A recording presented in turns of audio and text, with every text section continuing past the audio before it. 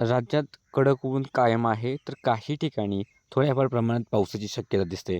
नमस्कार, मी किरण वाघमोडे. तुम्ही पाहतात हवामान अंदाज आणि बातमी फेसबुक पेज आणि यूट्यूब चॅनल.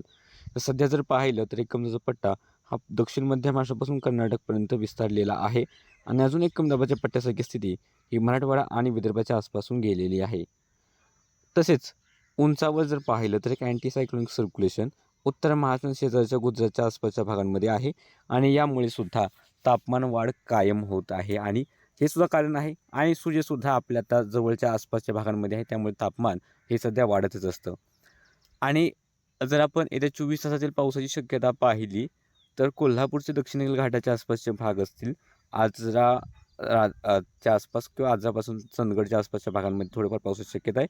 बेळगावच्या आसपासही मेघगर्जना आणि पाऊस होण्याची शक्यता ही येत्या 24 तासांसाठी दिसते. तर स्थानिक ढगमिती झाली तर सातारा घाटातील भाग, रत्नागिरी, त्या लागून सिंधुदुर्ग, गोवा या भागांकडे थोड्याफार प्रमाणात पाऊस होईल. घाटाच्या आसपासच झाली तर शक्यता आहे. त्यानंतर पुणे, अहिल्यानगर, सोलापूर, धाराशिव, लातूरचे दक्षिण भाग, चंद्रपूर, गडचिरोलीचे दक्षिण भाग, नांदेड, अमरावती, नागपूरचे उत्तर भाग.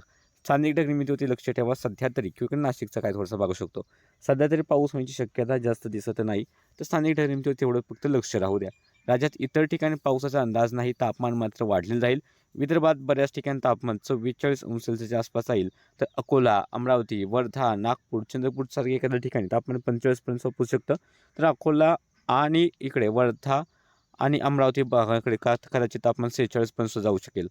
जळगावच्या आसपास तापमान 43-44 अंश सेल्सिअस, मालेगाव 43 अंश सेल्सिअसच्या आसपास, पुणे शहर 41 अंश सेल्सिअस किंवा त्याहून अधिक तापमान राहील. नाशिक शहरातही 41 अंश सेल्सिअस किंवा त्याहून अधिक तापमान राहू शकतं. छत्रपती संभाजीनगर, जालना, परभणी, हिंगोली, बीड, लातूर, धाराशिव, नांदेड या भागांमध्ये तापमान साधारणतः 42 ते 43, एखाद्या ठिकाणी 44पर्यंत जाऊ शकतं. अहिल्यानगर, सोलापूर, सांगली, सातारा, पुण्याचे पूर्वेकडील भाग असतील, या ठिकाणी तापमान 41 ते 43 अंश सेल्सिअस. नंदुरबार, धुळे साधारणतः 43-44 अंश सेल्सिअस. ठाणे, पालघर, रायगडच्या किनारपट्टीपासून दूर असलेले जे भाग आहेत या ठिकाणी तापमान 43-44 अंश सेल्सिअस. मुंबईसह किनारपट्टीचे जे काही भाग आहेत कोकणातील, या ठिकाणी तापमान 35-36 अंश सेल्सिअस म्हणजे उष्ण आणि दमट हवामान या ठिकाणी राहील. कोल्हापूरकडे तापमान 39-40 अंश सेल्सिअसपर्यंत शक्यता आहे. घाटात मात्र थोडंसं तापमान कमी राहू शकतं. सध्याच्या अपडेटमध्ये इतकंच. असेच व्हिडिओ पाहण्यासाठी चॅनलला सबस्क्राईब करून ठेवा.